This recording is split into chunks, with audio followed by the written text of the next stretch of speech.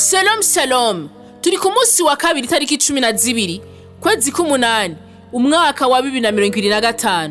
Ndabaha ikaze mu nyigisho z'uyu munsi muzishikirizwa na Berize Nshimirimana.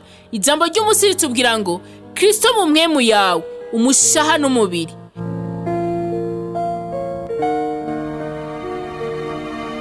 Dusome ijambo ry'Imana mu Bikorosayi ikigabane ca mbere ku murongo wa 27. Aravuga ngo ab'Imana yakunze kumenyesha itunga ry'ubwiza bw'iribanga rivugwa mu banyamahanga niryo Kristo ari muri mwebwe, ivyizigiro vyo kuzoronka ubwiza. Haleluya.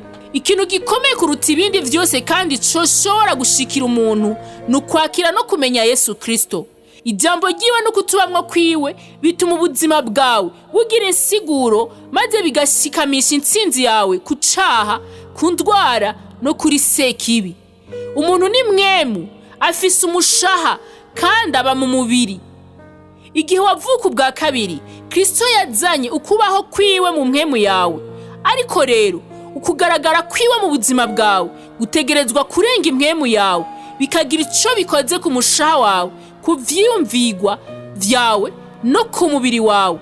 Umuntu arashobora kuvuka ubwa kabiri yamara akaguma agwana n'ivyumviro bibi canke agakandamizwa na sekibi. Ivyo ni kubera ko umushaha ugizwe n'ivyiyumvigwa, ibigumbagumba no gushaka navyo nyene kuba munsi n'ubutware bwa Kristo.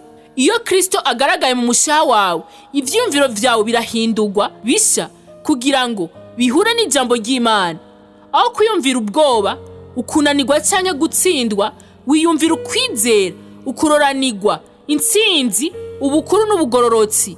Urumva inyiyumvo z'Imana ugakora nk'uko igomba. Nico gituma Bibiliya iduhanura mu Baroma 12 ku murongo wa 2 ngo duhinduke gushasha mu vyiyumvigwa vyacu. Muri Yohana 14 ku murongo wa 21 umwami Yesu yavuze ati, unkunda azokundwa na Data, nanje nzomukunda kandi nzomwishurira.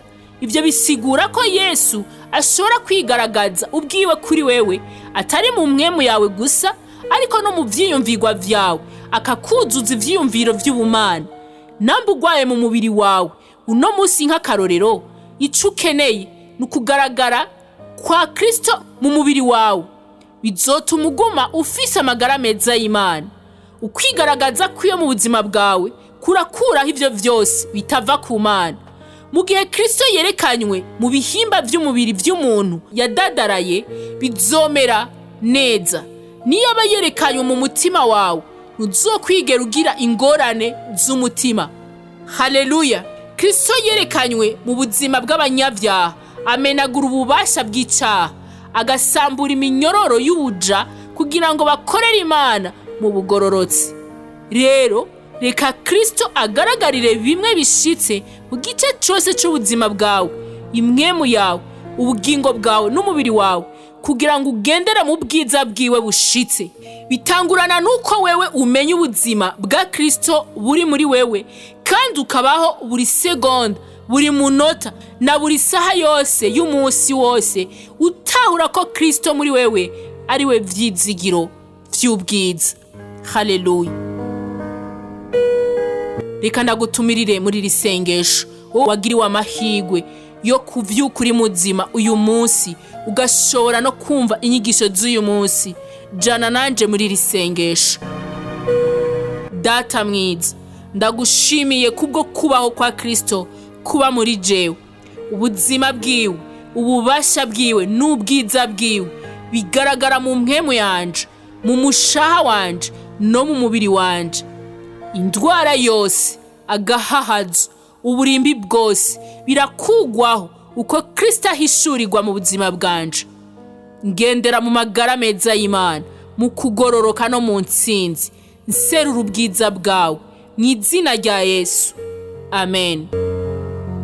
Genda unoganze izi nyigisho mu gusoma mu Baroma 8 uhere ku murongo wa 10 gushika ku murongo wa 11, no muri Yohana 10 ku murongo wa 10. Genda kandi usome mu Bikorinto ba kabiri ikigabane ca 4 uhere ku murongo wa 6 gushika ku murongo w'7.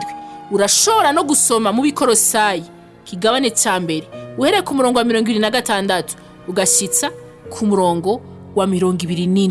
Mbere yuko ndabasezera, reka tubanze duhe akaryo keza abatarizera umwami Yesu Kristo ngo tubahamagarire kumwizera, bamwakire mu mitima yabo, ababere umwami n'umukiza mu bugingo bwabo. Iki nico gice gikomeye gusumba ibindi. Buri munsi turakeneye imishaha igaruka ku mwami Yesu. Turakeneye abigarura bakumva yuko bakeneye umwami Yesu Kristo mu buzima bwabo. Mwene data, udafise Yesu Kristo mu buzima bwawe, nacuri vyukora vyose nubusa. Ndagutumiriye kwizera uwo mwami Yesu Kristo. Yaje kugucungura, yaje kugira ngo wewe ntuzupfe urupfu rubi, ariko uhabwe ubugingo budashira. Urakeneye umwami Yesu kugira ngo ubuzima bwawe bugire insiguro. Mbega none wumva woba witeguye kwakira uwo mwami Yesu Kristo? Nimba witeguye, urashobora kujana nanje muri iri sengesho ryo kwatura.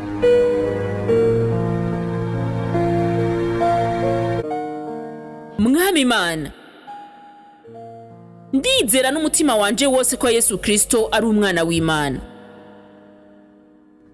Ndemera ko yapfuye ku bwanje kandi ko Imana yamuzuye mu bapfuye. Ndemera ko ari muzima. Ndatuja akanwa kanje ko Yesu Kristo ari umwami n'umukiza w'ubuzima bwanje kuva uyu munsi. Urakoze mwami wanje Yesu gukiza umushaha wanje. Ubu ncitse icyaremwe gisha. Turagukeje, ubu ncitse icyaremwe gisha. Hari cubaza kugira ngo ushobore kubandanya ukura mu buzima bw'agakiza. Hamagara kuri 61 40 ubusa 14. Murakoze naho ku munsi w'ejo, mugira umunsi mwiza.